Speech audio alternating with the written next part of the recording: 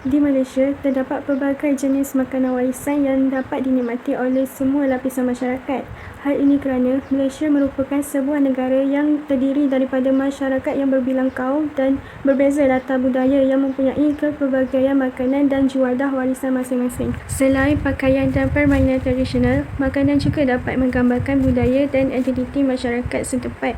Makanan warisan ini didefinisikan sebagai makanan yang dimakan pada zaman dahulu yang membawa kepada nilai tradisional, di mana ia dikaitkan dengan keaslian dan keunikan makanan tempatan dari segi rupa dan rasanya.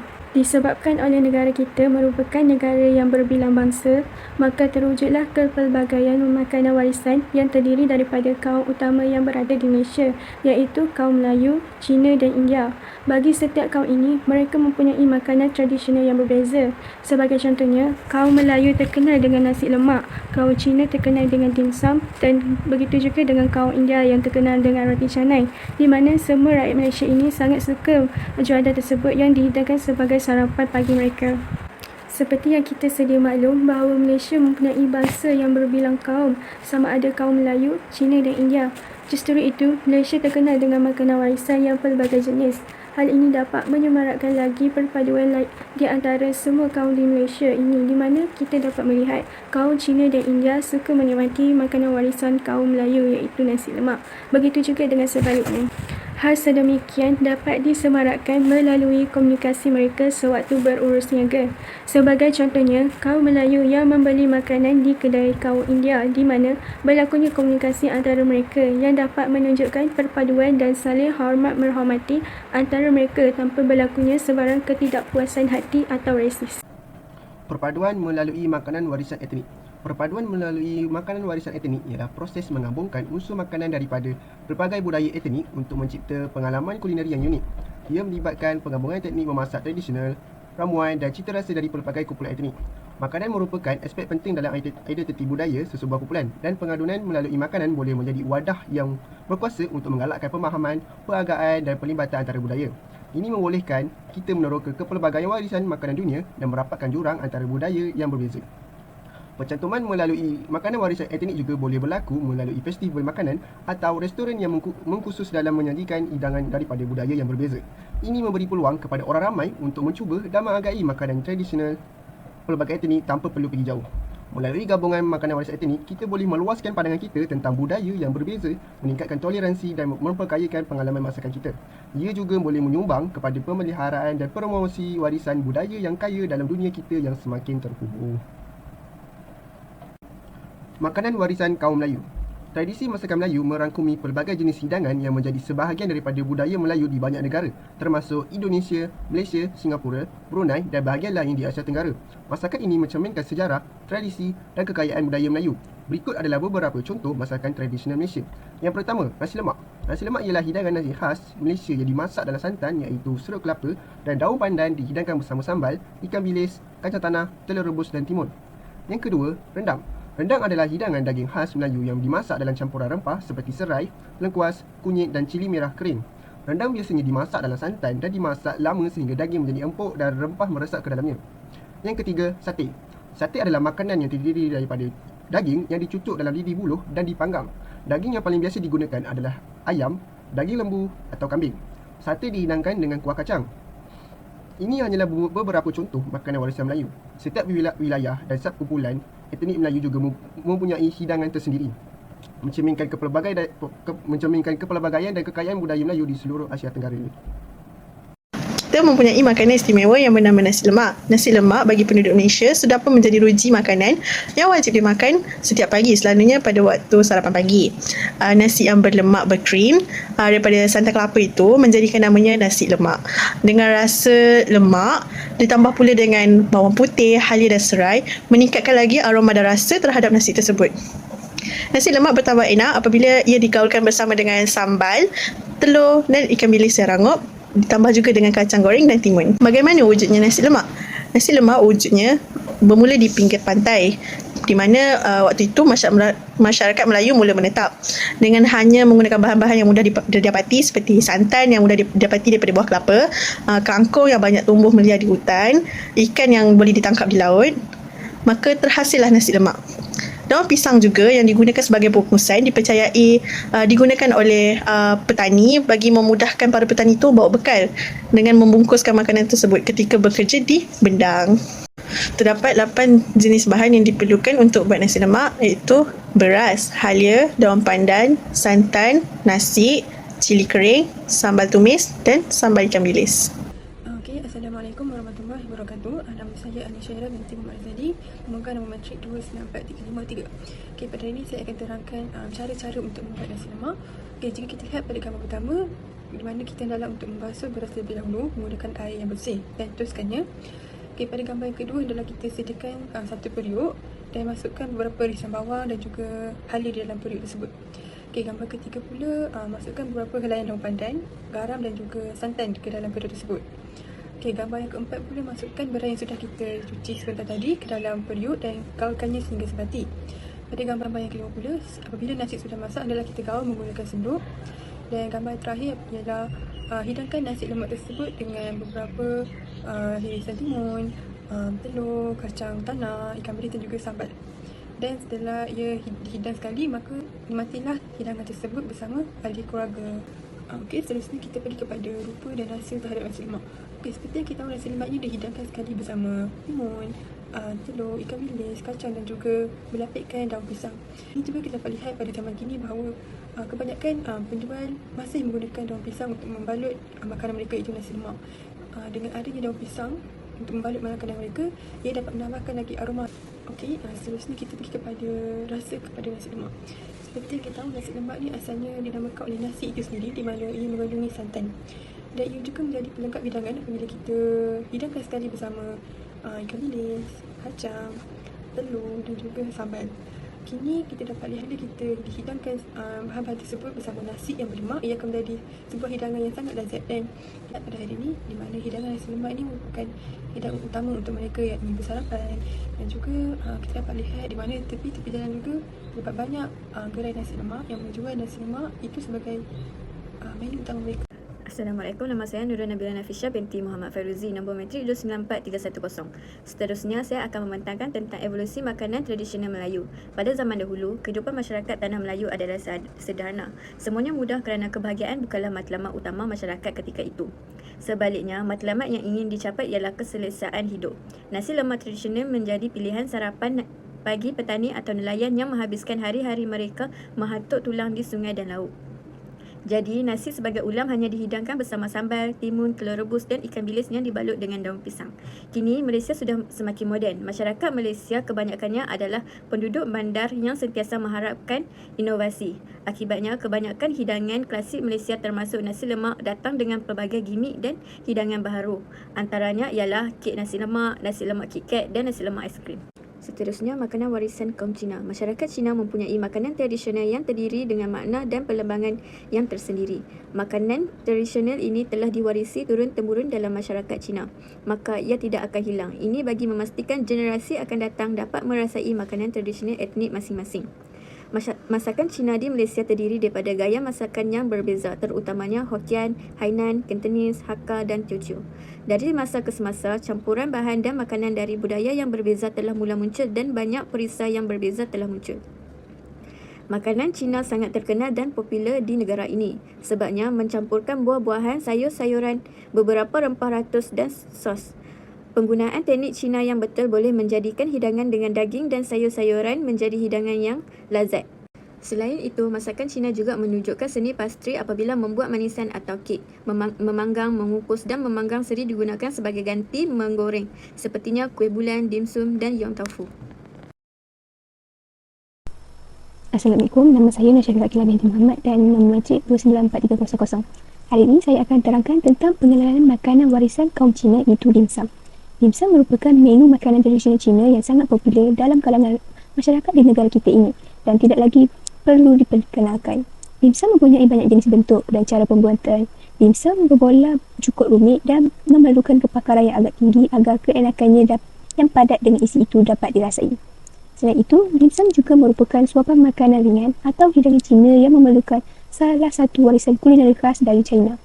Makanan ini biasanya terdiri daripada pelbagai jenis makanan ringan yang diperbuat daripada daging, sayur-sayuran atau makanan lauk yang dibalut dengan duh kulit yang nipis.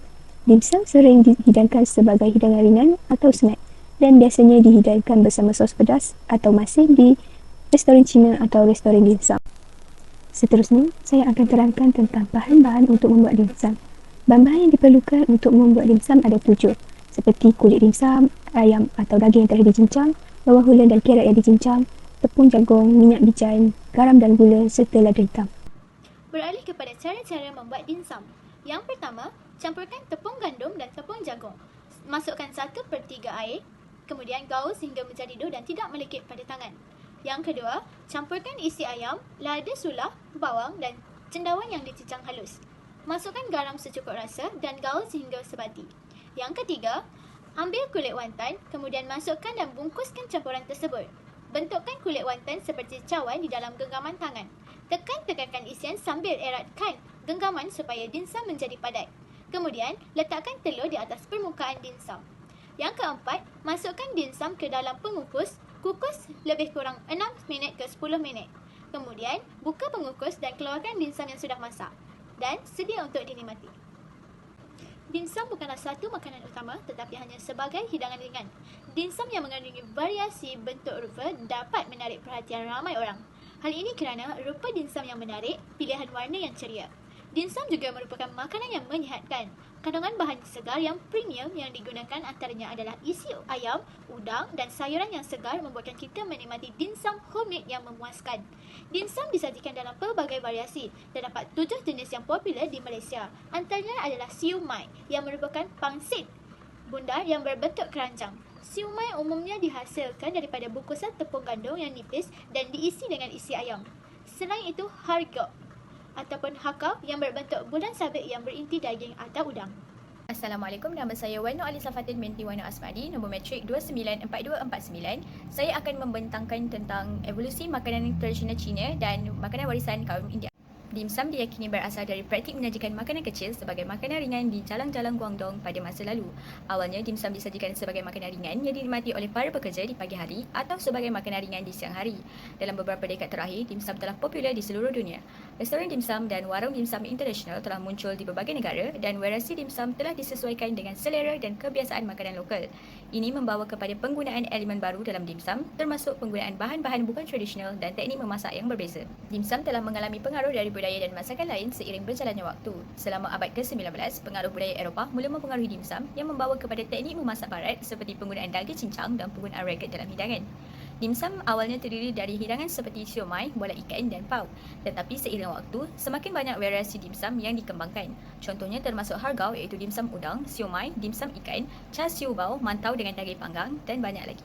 Perkembangan teknik memasak dan peralatan memasak juga mempengaruhi evolusi dimsum. Misalnya, penggunaan panci kukus menjadi sangat umum dalam memasak dimsum dan itu membantu menciptakan tekstur dan rasa yang unik. Seterusnya ialah makanan warisan kaum India. Setiap kaum mempunyai makanan warisan yang tersendiri. Masyarakat kaum India juga tidak ketinggalan dalam mewujudkan identiti mereka dalam bentuk makanan. Seperti yang kita sedia maklum, masakan India terkenal disebabkan mereka menggunakan pelbagai rempah, herba dan sayur-sayuran dalam masakannya yang menjadikan makanan kaum tersebut unik. Kepercayaan mereka terhadap agama dan budaya India telah mempengaruhi pembentukan masakannya. Masakan India adalah hasil daripada hubungan kebudayaan subbenua yang besar dengan Parsi, Gris kuno, Mongol dan Asia Barat yang menjadikannya gabungan unik dari pelbagai masakan Asia. Nama saya Manzini binti Abdul Majid, nombor matrik 294-292. Saya akan terangkan tentang pengenalan masakan kaum India. Masakan India yang dibawa oleh etnik India di Malaysia ini telah sebati dengan jiwa dan raga rakyat Malaysia. Biarpun makanan kaum India diperbuat daripada rempah ratus yang berbeza, namun ia memiliki keenakan yang tersendiri. Daun kari, minyak sapi, serbuk kari, pelbagai rempah herba serta sayuran antara bahan yang sering digunakan dalam masakan India, terutama bagi pengamal vegetarian. Kepercayaan agama serta budaya India telah memberi pengaruh dalam sesuatu masakan. Terdapat pelbagai jenis masakan warisan India yang dapat kita rasai di Malaysia. Antaranya ialah vade, thosai, ayam tandoori dan lain-lain. Bagi masakan kegemaran saya pula iaitu kari serta roti canai yang penuh dengan rasa rempah ratus yang enak. Roti canai merupakan salah satu makanan warisan kaum India. Canai bermaksud teknik melambung dan juga meregangkan yang digunakan untuk menyediakan dough. Cara-cara menikmati roti canai supaya lebih merasai kenikmatan iaitu dengan menikmati roti canai dengan teh tarik atau teh ais. Selain itu, dihidangkan pula dengan kuah dal, kuah kari serta sambal ikan bilis. Selain itu, bahan-bahan membuat roti canai amatlah mudah. Tetapi untuk membuatnya perlulah menggunakan teknik yang tepat atau betul. Bahan-bahan yang diperlukan ialah 1 kg tepung gandum, 1 sudu gula agar menambahkan sedikit kemanisan, 1 sudu garam, 2 sudu susu pekat, 1 sudu margarin agar dough kelihatan licin, elastik dan kenal, 1 biji telur dan akhir sekali 2 cawan air. Assalamualaikum warahmatullahi wabarakatuh. Nama saya Muhammad Danish Ilham Bezarin, nombor matrik 294404. Hari ini saya akan menerangkan tentang cara membuat roti canai. Pertama sekali, dalam sebuah mangkuk besar, kita campurkan tepung, roti, garam dan gula. Adun rata menggunakan senduk atau tangan anda. Step yang kedua, tambahkan air panas sedikit demi sedikit ke dalam campuran tepung sambil terus mengaduk. Tujuannya adalah untuk membentuk adunan yang lembut dan elastik. Anda mungkin tidak perlu menggunakan seluruh jumlah air tergantung pada tekstur tepung yang anda gunakan. Setelah adunan terbentuk, keluarkan dari mangkuk dan letakkan di atas permukaan yang ditaburi sedikit tepung. Mulailah menguleni adunan selama sekitar 10 hingga 5 minit atau sampai adunan halus dan lentur. Step yang ketiga, setelah diulin, letakkan adunan kembali ke dalam mangkuk dan tutup dengan kain bersih. Biarkan adunan istirahat selama sekitar 1 hingga 2 jam agar adunan mengembang. Setelah istirahat, bagi adunan menjadi beberapa bahagian kecil, sekitar sebesar bola tenis lah. Ambil satu bahagian, gilas menggunakan rolling pin hingga tipis seperti lembaran. Sapu permukaan dengan margarin atau mentega cair. Kemudian ambil hujung adunan dan lipat ke arah tengah. Kemudian lipat lagi dari arah sisi lain sehingga membentuk segitiga kecil. Gilas lagi hingga tipis. Seterusnya, panaskan periuk dengan sedikit minyak goreng. Panggang adunan roti canai satu persatu di atas dengan api tinggi. Balik roti canai jika sudah ada warna seperti kecoklatan di satu sisi dan masak hingga kedua sisinya berubah warna kecoklatan. Akhir sekali, angkat roti canai dari wajan dan letakkan di atas piring. Ulangi step yang ke-6 dan ke-7 untuk adunan yang lain. Sekian, terima kasih. Seterusnya, saya akan menerangkan tentang rupa dan rasa roti canai. Untuk rupa, roti canai biasanya memiliki bentuk bundar atau oval tipis. Ukurannya cukup besar dan tipis seperti lembaran. Permukaannya berwarna kecoklatan atau kekuningan kerana dipanggang di atas wajan dengan minyak. Roti canai mempunyai lapisan yang renyah di luar dan serat-serat yang terlihat di dalamnya akibat proses pengulenan dan lipatan yang dilakukan saat pembuatan roti canai. Kemudian, rasa roti canai sedikit garing di luar. Bahagian luar roti canai memiliki tekstur yang berminyak sedikit. Di dalamnya roti canai lembut dan berongga-rongga. Rasa roti canai yang sederhana dan neutral membuatnya menjadi pasangan yang cocok untuk hidangan kuah kari atau hidangan pendamping lainnya. Sekian, terima kasih. Kita pergi kepada evolusi makanan tradisional India iaitu roti canai. Hidangan utama yang berasaskan gandum ini merupakan satu bahan utama untuk menghasilkan sesuatu juadah seperti contoh roti canai. Seperti kita dapat lihat dalam slide tersebut, terdapat 3 evolusi makanan daripada roti canai iaitu roti canai sarang burung, roti canai di tsunami dan juga roti canai sardin. Jika kita lihat pada gambar roti canai sarang burung tersebut, kita dapat lihat bahawa roti tersebut dihidangkan sekali bersama isi daging dan juga telur bermasak di atasnya. Dan ia juga dihidangkan sekali bersama kuah dal dan juga kari. Seterusnya ialah roti di tsunami di mana ia dihidangkan bersama sambal dan juga kuah dal serta telur bermasak di atasnya. Ia juga dikenali sebagai roti panjir. Seterusnya ialah roti canai sardin di mana roti tersebut akan dimasak sekali dengan isi sardin dan dihidangkan sekali bersama kuah dal dan juga kari. Kesimpulan, evolusi bagi roti canai ini sentiasa dihidangkan sekali bersama kuah dal dan juga kari. Di mana jikalau tiada dua-dua kuah ini, maka taklah hidangan tersebut tanpa kuah dal dan juga kari. Sekian itu sahaja daripada saya. Terima kasih.